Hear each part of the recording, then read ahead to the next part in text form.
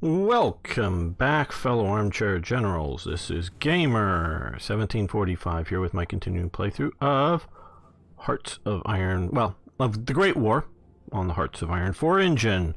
I look at this as I guess you'd call it a total conversion, in my opinion. Obviously, it isn't converting it to some Middle-earth game or, something that's totally not this, and it's, but it's an attempt at doing World War I, and so that works. Why do they have a British soldier for the Japanese? It looks like they're all Japanese there. Where that's mixed, and I can see them just using the Japanese option as primary. Okay, you go defense, superior to defend yourself.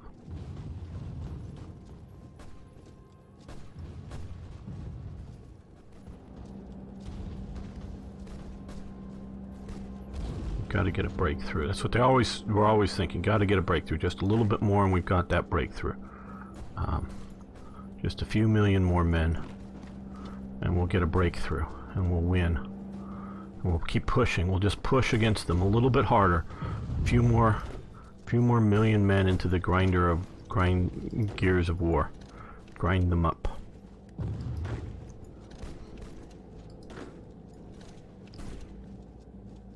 I'm really hoping that we could actually defeat that there and then trap these guys and take them down.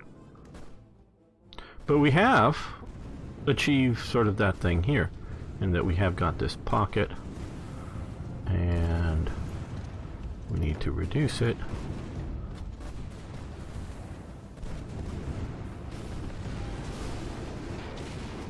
And I'm hoping, fair. We've got a lot of reserve units in reserve for that one.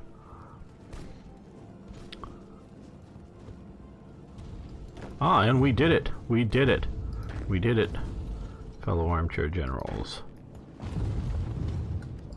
We did create the pocket here. And let's see if we push into there. You can move up to there to help reinforce that. So for once it worked.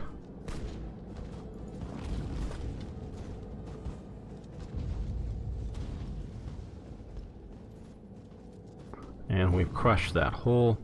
Okay, you go that way. You stop there. Okay, now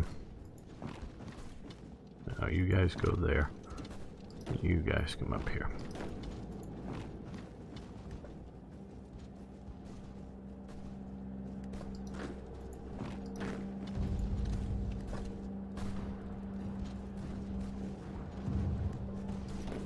You join the flank on that so that we have more flanking attacks.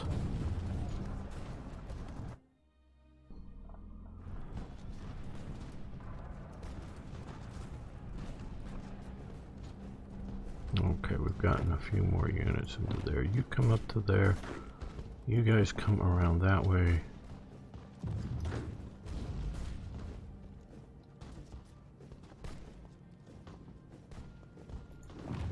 There as well.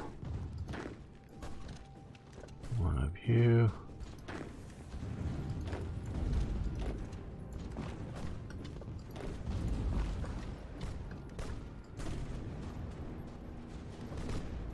Come on, send in more units.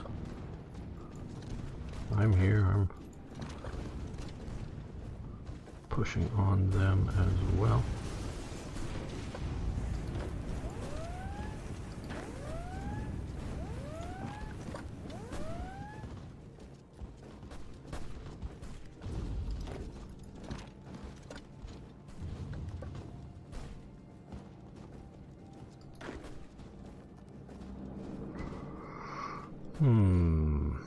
Okay, oh, you guys need to advance forward. You go there.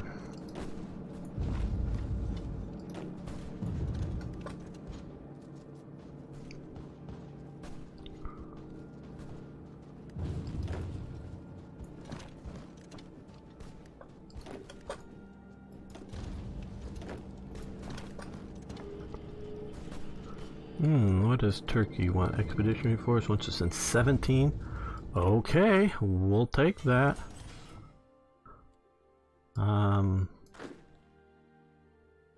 Those look like occupation divisions. Oh well. Yeah, not very good occupation divisions, but okay. Those are actually German divisions. Yeah, we could use those in the mountains up in here. So let's send them up here.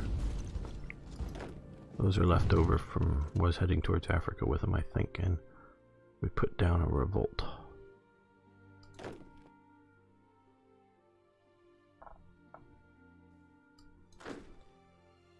Where are you going? Oh, down to here. Okay, yes. Okay, forgot about all this, quite honestly. Okay, free dockyards. Well, good. A lot of them. We're building dreadnoughts, submarines. I love that there's dockyards different than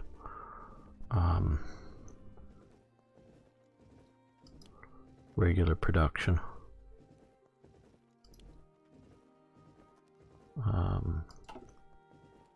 Because that's the way it is in real life. It's not all interchangeable.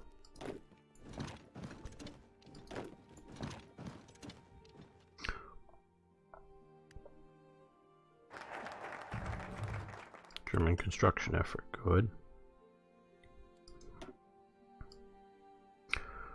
Okay, that's down here, and we're moving towards extra research slot. Yes, good.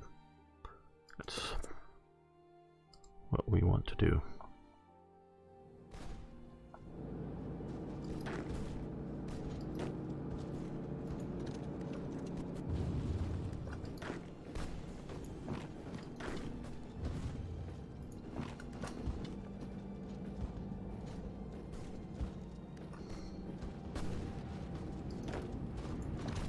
Oh, good, good, good, good, good. We snuffed, well, I don't know, they may have retreated to this peninsula.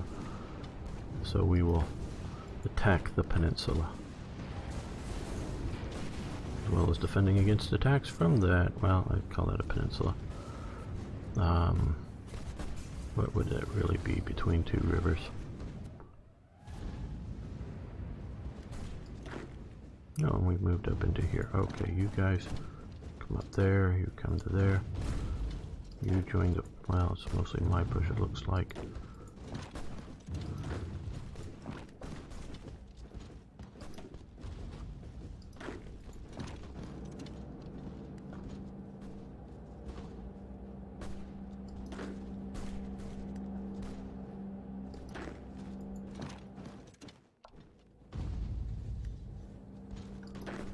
You Austrians, well, let's attach you to this division.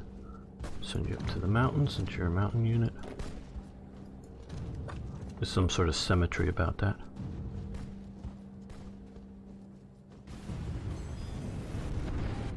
I don't know if they're invaded. I've tried to leave enough forces in the harbor to keep an invasion from being too successful.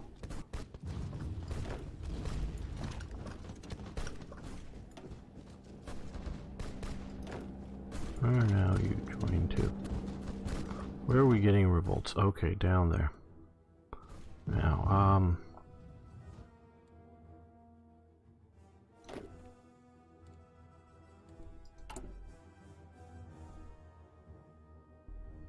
good enough. I don't care. These units hopefully won't be serving in combat. Because they're garrison units, so you guys come down here. Just there? Yeah. Okay, come down there and garrison it. Probably need to garrison Italy soon. Oh good, we punched in through to there, so that's a good thing. Now,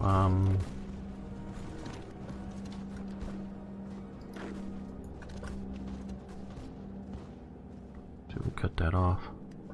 Okay, well, let's move the one cavalry division and two other divisions there.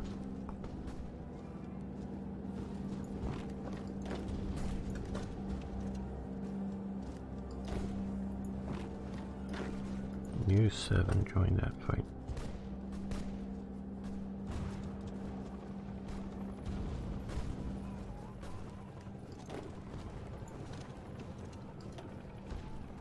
Yeah, must have been a lot of units retreated from Venice into there. They're at least mostly done.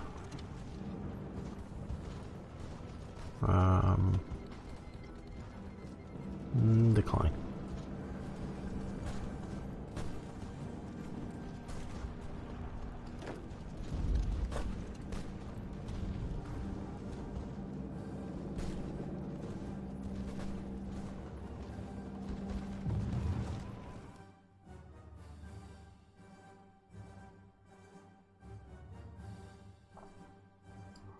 They're still coming.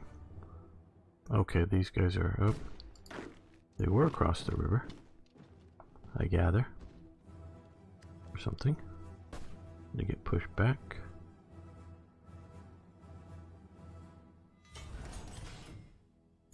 Oh.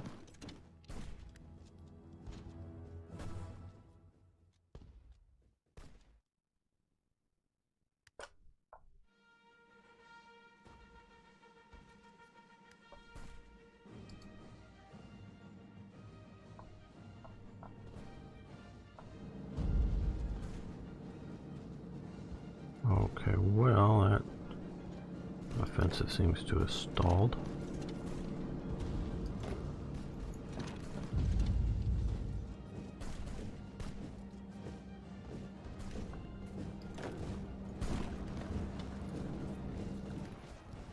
And now we have these guys here. I shifted them down to help deal with some of those battles, but now it looks like they need to be over there. Well, no, they can stay over here. But the these guys need to be. Again, I hate these air zones. I hate these air zones. I hate these air zones. I hate these air zones. Oh, did I tell you? I hate these air zones. Okay.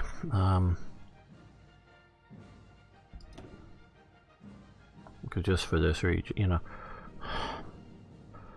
can only build, well, I can build more, but I can only build air bases in each state, one, you know, different levels, but only one in each state. So if the location where the air zone in this state happens to be controlled by the enemy, I can't build another one there. That's why I hate states. And then the air zone is what? Yeah, these aircraft can't control the Alpine region. I totally agree with they don't have the range to control the Alpine region, but they have the range to control Greater Turin bombing capability quite readily. And yeah, you're going to say, Gamer, it was designed for World War II with longer range aircraft. Yeah, I know. And yeah, the Great War people are just modders and they haven't gone in and remodded all the air zones.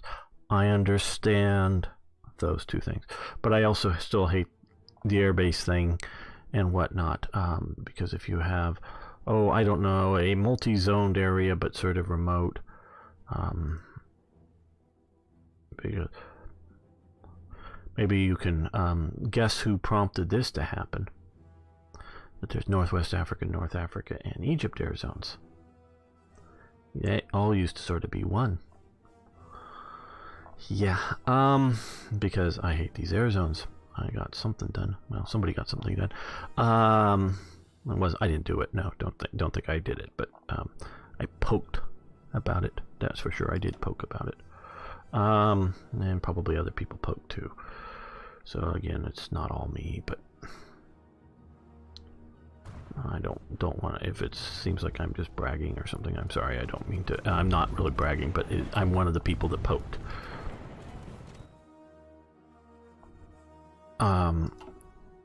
So I get the idea that they're, for maybe reasons I don't understand, with these new style of things, you want to control a zone and have multiple, well, instead of have, you know, one chip of units fighting another chip of units, if you will.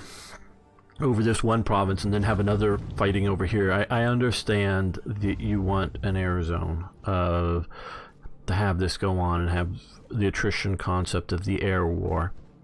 I get that. And to some degree, I agree with that. What I hate is these air zones are either, one, lazily too big, meaning they were, oh yeah, air zone, northern France, southern France, blah, blah, blah, blah, blah, blah. And I'm not talking about in World War I here, I'm just talking about in general, World War II. You know, that you wouldn't have at least 4 air zones for the size of France. You know, northwest France. Okay. Northeast France. I'm messing that up. Northwest France. Southwest France. Southeast France. And so that, you know, Germany could say dominate this, and I don't know whether Paris would be in northwest France or northeast France. It's sort of along the dividing line. But maybe France could put up enough air power to dominate that, but not over here. You know, so I get that. And you know, like, here's a zone this is artificially too big, because you can really almost sort of see across this at correct weather and whatnot. But they wanted to have, and I totally get it there's 2 reasons. They wanted to have a gap province that wasn't exactly coastal to either side. I get that. Straining reality a little bit. But I get that. And then 2, it's artificially big just so that we can select and see stuff here. That's part of the reason. So I get that. Whether I would include these 3 sea provinces in it, and whether I would with these 2, maybe even that one, I don't know. But probably, you know, these are questionable, and those 3 are questionable. But an air zone of the channel here, I think is quite reasonable, actually. And so if we were to have smaller air zones, then yes, all it really takes is somebody to sit down and take the time to code it in and do the map changes. That's one element, and that would solve half or more of my objections, because we can look at what black ice does. Now, I think black ice, to some degree, on some of the air zones in Germany, I think got them a little too small. Not because the air zones are really too small, but because aircraft can only operate in one zone at a time. Where I can have sea units operate in multiple seas, I can only have air units operate in multiple, or in a single zone.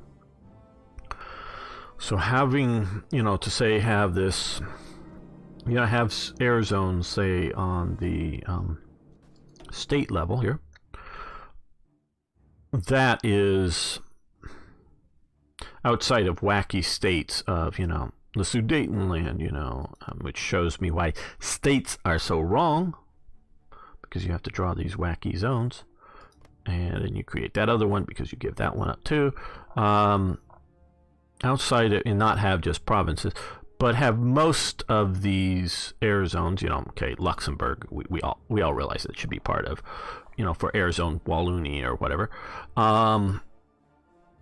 That would be good, and then have be able to place bases wherever you want, and have operational ranges from the base that affect how many air zones that they could possibly operate in, because I don't want to micromanage, don't want fighters sitting here when they could reach, you know, if they're coming through this other place, you know, to be able to operate in multiple zones and shift forces as needed.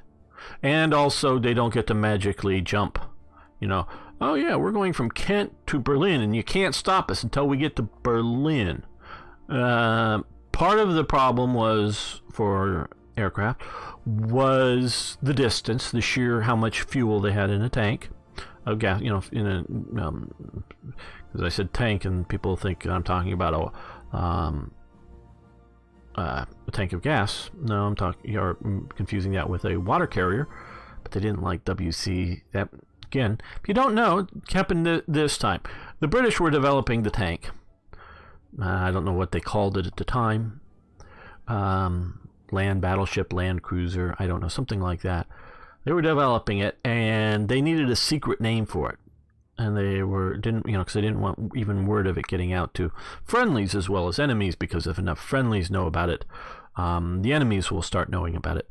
So the British were, well, a water carrier, because that's what would be needed at the front. And there is, when you have so many men trapped in a space and can't even necessarily move, just something people don't necessarily think about.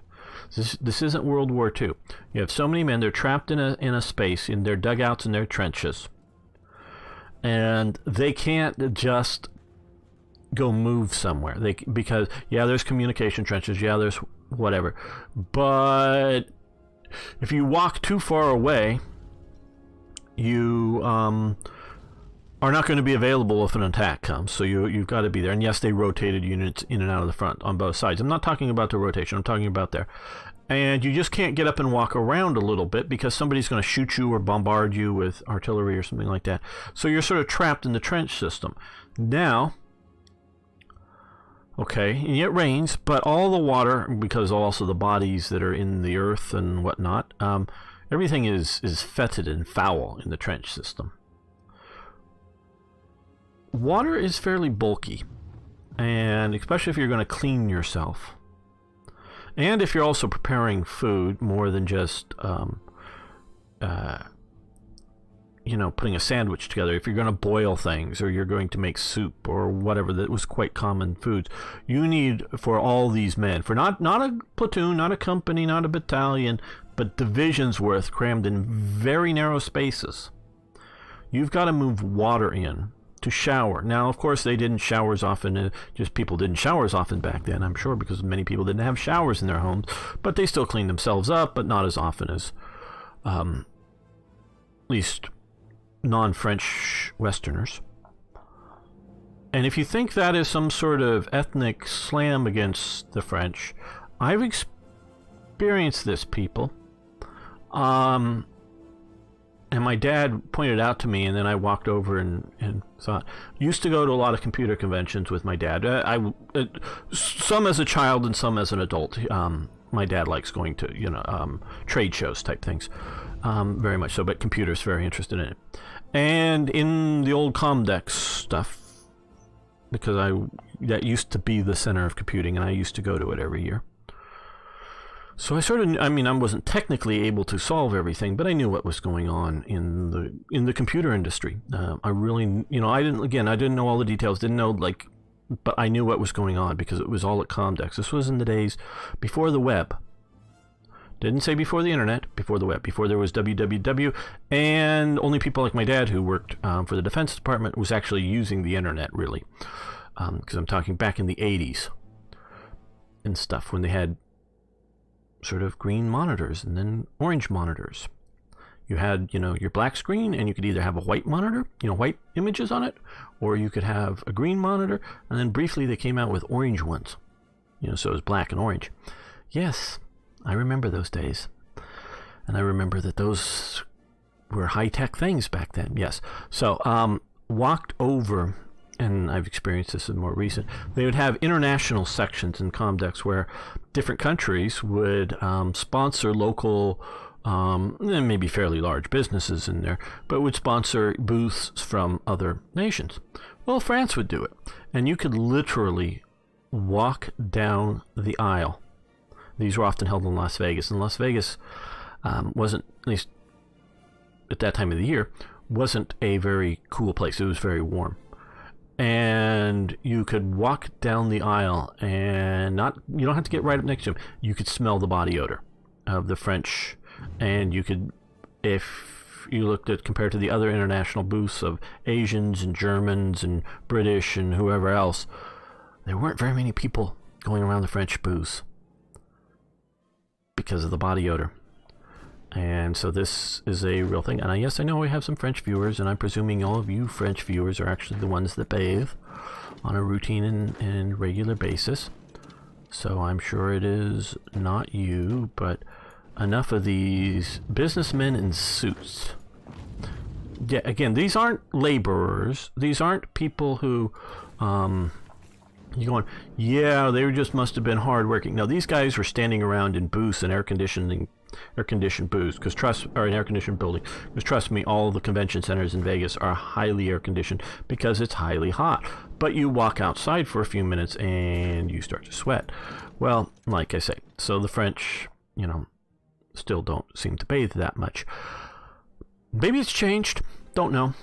But and again, I wouldn't say when I was in France, the people smelled particularly bad, but it was sort of an interesting selection of noticing that.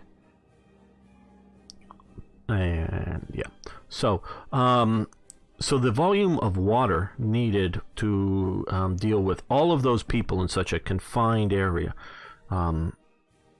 is a significant problem. Where do you get the water? How do you get it there? How do you get it out to the troops so that they can drink, so that they can bathe? And like the British used to have a tradition, I don't know if the French did it, that periodically, and this goes back to somewhat before the war, not sure exactly how far it goes back, but would have like weekly or maybe more often inspection. The British would inspect the soldiers' feet. So the officers, they would have all the soldiers line up, sit on the ground, take their boots and socks off, and the officers would walk along and check the feet. It really became very significant for trench foot because they were in such muddy conditions that the rain and whatever would pool in the bottom of the trenches. They did try to build wooden walkways and things, try to keep out of it, but still you'd step in something at some point, gets into leather boots, it soaks into your socks, and you never quite got dry. And that, all of that in there would cause trench foot. So they would inspect the feet of their soldiers because the officers really care and knew that a soldier who gets bad enough trench foot, well, he might actually think he likes it because he won't have to be on the front lines anymore, and maybe maybe out of the war and not die, but it might be a lifelong problem with him. But it's it's a medical condition that can take troops out of combat just as much as other things. The British used to inspect it, so they were actually quite concerned about the cleanliness of their troops, not how they smelt, but how they overall were hygienically kept. So how do you get a lot of water up to the front? I don't know.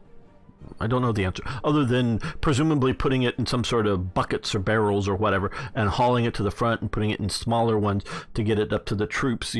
I presume that's how they're doing it, but I don't know. So I can see why a secret program for developing a tracked water carrier, that it has a military function, so that if somebody sees a tracked thing that they're trying to develop, that it's just, that's a water carrier. Oh, okay. Not something that Germany wouldn't be interested in knowing about, but something that might not be, oh my God, they've got water carriers. No, it's like, oh, they got water carriers now. Look at these guys. Aren't they fancy? The Germans, look, we got concrete bunkers. Aren't we fancy? Because that was one of the things that the Germans did very much so in, no, let me rephrase that. Did that much more so than the Western Allies in World War I, where they built a lot of their at least stronger points out of concrete in their defensive works, much more so than the, like I say, the Western Allies. They used concrete to build their stuff. So we can look at that as, oh, sure, that's a thing, being fancy and whatnot. And so but water carrier is abbreviated as WC in England. It's still common knowledge there. Whether they mostly use that term or not, I don't know still. In Scotland, they still use the term loo, and I could go into why they do that too. But, so abbreviating water carrier is WC, which is water closet, which is a toilet. They didn't quite want to go for that, so they just started calling them tanks, as in like a tank of water. That's how the name got in the, other parts of the world. I don't know if that's just how they use it now, of course, in German, and I know I'm speaking to a large German audience. It's Panzerkampfwagen, armored battle wagon. That's, very literal, again, as I tease the Germans for being very literal on their stuff. Literal isn't wrong, it's just they're very literal. Again, not wrong, just teasing observations, shall we say.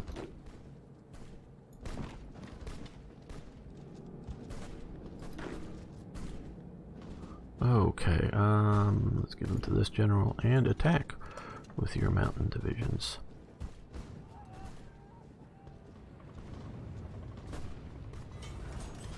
But we have factories and such to build and be ready for. Okay.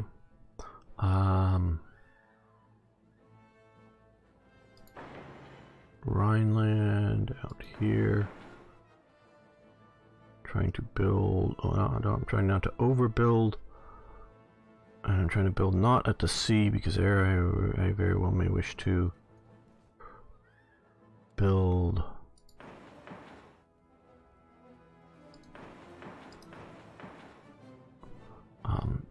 Shipyards. And, well, I presume it's... Well, we also need infantry equipment.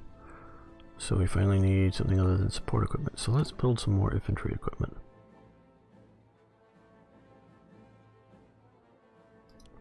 There we go.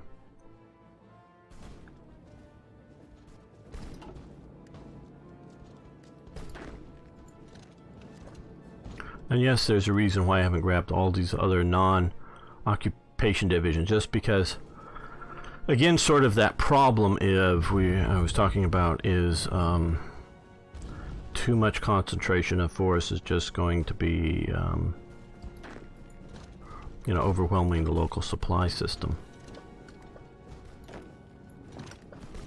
Okay, contribute to some of the front line units. There we go.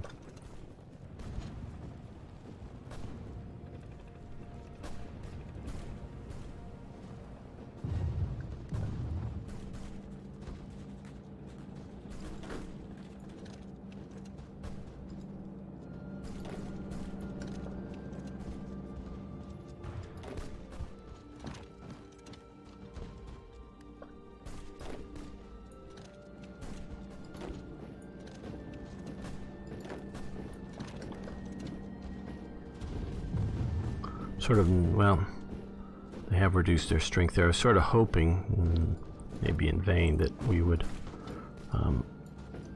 capture that province and pocket them, but if they're going to start moving troops out of it, well, we'll start pushing hard on it again.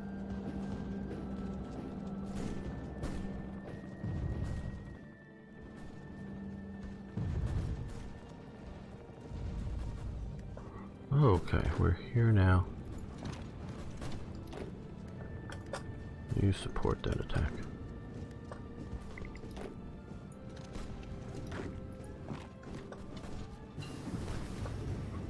Okay, we've got deep defense. Good. So now we are heavy support. Tanks and hard attack. Light support. We don't seem to be facing many tanks, so I don't think hard attack is a serious concern for us. Oh, what was all that? I was just trying to zoom out to here. Okay. Okay, we sort of got these guys in a bit of a pocket now. Good. Yeah.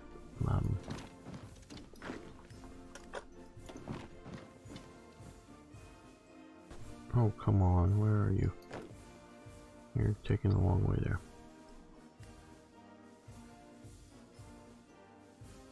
Okay, well, that ends that Italian unit. We're going to use the cavalry to move fast and not attack, but occupy provinces coming up behind them.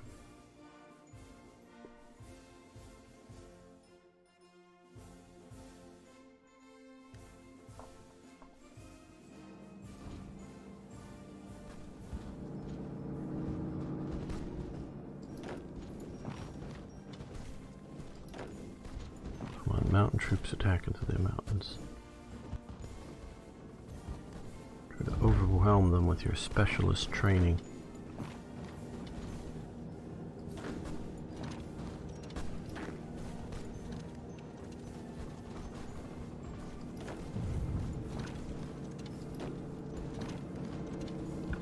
Oh good, we got that airbase, great. Okay, which means one of the things it means is that these guys are moving over here. Hopefully have better coverage. And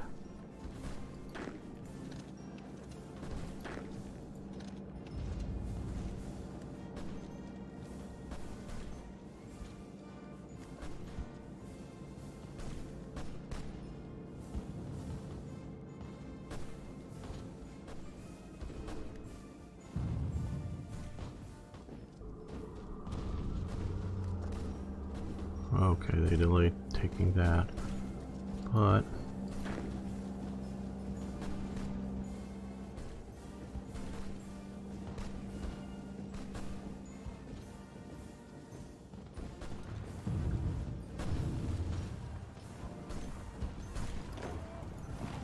you're doing the fight there, you Austrian, you. Oh good, we've got here, so keep pushing hard. There. I think they abandoned some of this because of our success there is endangering other elements.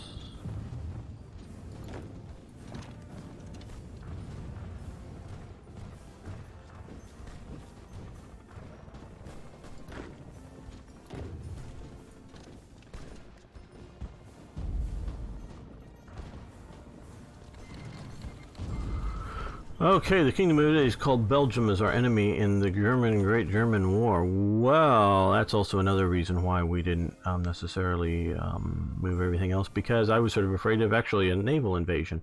Well, on that note, I'm going to have to immediately react to Belgium's betrayal there, as well as down here. Don't know how much they're prepared for fighting in the Belgian Congo. And we're going to do that next episode, so I want to thank you all for watching. I want to thank you for liking the videos. I really do appreciate that. And of course, if you would, please post questions, comments, suggestions. Love hearing from you. See you next time for more Hearts of Iron.